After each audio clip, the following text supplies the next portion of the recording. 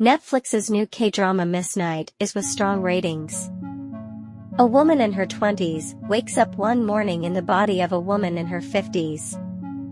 After realizing that she changes back to her true form every night after becoming the older woman by day, our heroine uses this to her advantage to finally land a full-time job. Episode 1 and 2. Mi-jean, a job seeker in her 20s who suddenly starts transforming into a middle-aged woman during the day.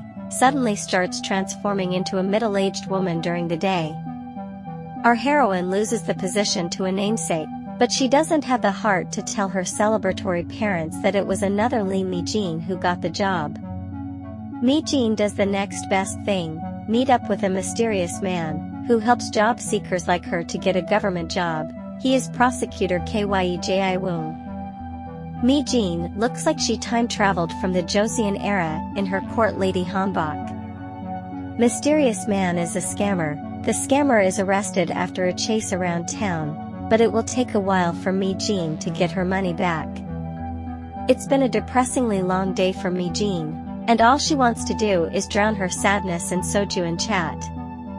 I-jean wishes to be someone else while in the well, and her prayers are answered when she wakes up the next morning as an ajumma, Lee Young-eun. Mi-jean, trying to convince everyone at the police station that she was born in 1996. Mi-jean returns to her normal self at night, and she suspects the cat she saved has something to do with her predicament, but the cat is nowhere to be found. Unfortunately for Mi-jean, she finds no solution in hospitals, shamans, or plastic surgery clinics. If only she knew to ask her leading man, since he knows all about jumping into a body of water and waking up as a different person. And Ji-woong, he puts in for a transfer from Seoul to the Seohan District Prosecutor's office, and this is most likely connected to his investigation into the mysterious disappearance of some women in Seohan 20 years ago. Mi-jean discovers that there are certain advantages to living as an ajumma. For one, she can take over her missing aunt's identity and apply for a senior citizens internship program. She lands the internship and she's so psyched to finally get a job after all these years, even if, as she soberly realizes, she got employed as soon not as Mi-jean. On other side, Ji-woong, prosecuted famous Idol member, ends up as a public service worker at Seohan District Prosecutor's office. In next scene, Mi-jean and Ji-woong go to the bookstore to look for the envelope and slightly chip away at the ice between them.